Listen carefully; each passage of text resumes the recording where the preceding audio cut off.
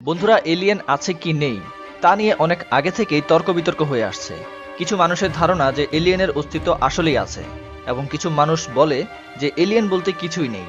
তবে এলিয়েনে বিশ্বাস অবিশ্বাস সেটা সম্পূর্ণ আপনার নিজস্ব ব্যাপার। কিন্তু এলিয়েনে বিশ্বাস অবিশ্বাসের আগে আমাদের এই ভিডিওটি সম্পূর্ণ দেখুন, কারণ এই ভিডিওতে আমরা এমন কিছু ঘটনা জানাবো যা আপনাকে একেবারেই চমকে দেবে। চার্লস এলমোডি। বন্ধুরা, চার্লস নামক এই ব্যক্তি একদিন রাতে আকাশে তারা দেখছিল। অনেকেই আছে যারা রাতের বেলায় তারা দেখতে পছন্দ করে, এবং চার্লস তাদের মধ্যেই একজন। তিনি জঙ্গলের মধ্যে প্রায় 1টা বাজে যখন তারা দেখছিল, তখনই তিনি একটি গোলাকার বস্তু তার দিকে আসতে দেখে।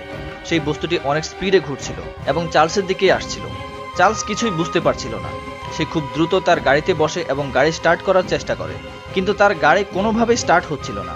অতঃপর সে গাড়ি থেকে নেমে দৌড়াতে থাকে, কিন্তু সেই ইউএফও তার পিছু নেয়। ইউএফও থেকে বের হওয়া আলো এত বেশি ছিল যে সে অজ্ঞান হয়ে যায়। তার জ্ঞান ফিরলে সে দেখে যে 3টা বেজে গেছে। সে অবাক হয়ে যায়। সে ভেবেছিল এগুলো মাত্র 5 মিনিটে হয়েছে।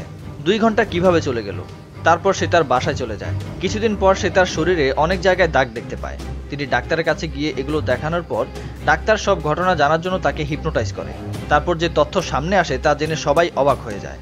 ডাক্তারের অনুসারে চার্লসকে এলিয়েনরা কিডন্যাপ করেছিল এবং তার উপর অনেক ধরনের টেস্টও করে, যেন তারা এটা জানতে পারে যে মানুষের শরীরে কি কি আছে এবং কিভাবে কাজ করে। Travis Walton. দিনটি ছিল 1975 সালের 5 নভেম্বর। আমেরিকার অ্যাপাচি সিড গ্রেভিস ন্যাশনাল ফরেস্টে ওয়ালটন তার 6 জন বন্ধুর সাথে জঙ্গলে কাজ করছিল।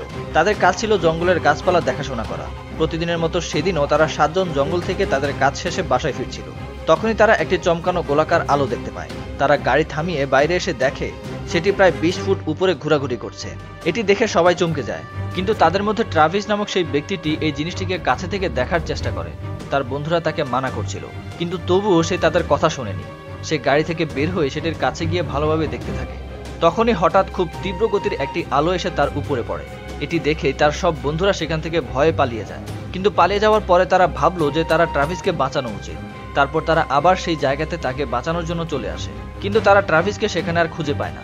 অনেক খোঁজাখুঁজি করে প্রায় 5 দিন পর তাকে সেখানেই জঙ্গলের ভিতরে অজ্ঞান অবস্থায় পাওয়া যায়। পরে যখন ট্রাভিসের জ্ঞান ফিরে, তখন সে জানায় যে সে খুবই অদ্ভুত একটি জায়গায় ছিল এবং তারা তার শরীরের সাথে কিছু একটা করেছে। তাদের এসব কথার সত্যতা জানার জন্য তাদেরকে লাই ডিটেক্টর টেস্টের জন্য নেওয়া হয়। এই টেস্টের মাধ্যমে জানা যায় যে এরা সবাই সত্যি কথাই বলেছিল। এবং আরও একটি অদ্ভুত ব্যাপার হলো, যেখানে এই ঘটনাটি ঘটেছিল সেখানের গাছগুলো 36 গুণ বেশি উড ফাইবার উৎপন্ন করছিল। তার মানে যেই গাছগুলো আগে 1 টন ফাইবার উৎপন্ন করত, সেগুলো এখন 36 টন ফাইবার উৎপন্ন করে। এবং ধারণা করা হয় যে ইউএফও লাইটের কারণে এরকম হয়েছে। এই ঘটনাকে কেন্দ্র করে একটি মুভিও বানানো হয়েছে, যার নাম হচ্ছে ফায়ার ইন দ্য স্কাই। এটি মুক্তি পেয়েছিল 1993 সালে। Robot teller. বন্ধুরা, রোবট ছিল একজন ফরেস্টার। তার মানে তিনি জঙ্গলে দেখাশোনা করতেন।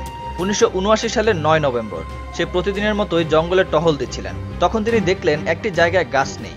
তিনি কাছে যেতেই একেবারে চমকে যায়।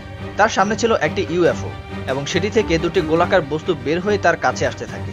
সে এটা দেখে দৌড়ে পালানোর চেষ্টা করে, কিন্তু ইউএফও তাকে ধরে ফেলে এবং সে জ্ঞান হারায়। জ্ঞান ফেরার পর সে কিছুই মনে করতে পারছিল না। সে বাসায় যাওয়ার পর তার স্ত্রী তার শরীরে অনেকগুলো দাগ দেখতে পায়। তারপর তারা পুলিশের কাছে এসব তথ্য জানায়। পুলিশ ইনভেস্টিগেশন করে জানতে পারে যে সেই জায়গাটিতে অনেকগুলো অদ্ভুত পায়ের ছাপ রয়েছে, তবে সেখানে পায়ের ছাপ ছাড়া আর কিছুই পাওয়া যায়নি। বন্ধুরা, এই ঘটনাগুলো কোনো গল্প কাহিনী নয়, এগুলো সত্যি ঘটনা। বিশ্বাস করা না করা আপনার ব্যক্তিগত ব্যাপার। ভিডিওটি ভালো লাগলে লাইক দিন এবং সাবস্ক্রাইব করে পাশের বেল আইকনে ক্লিক করে রাখুন। ধন্যবাদ।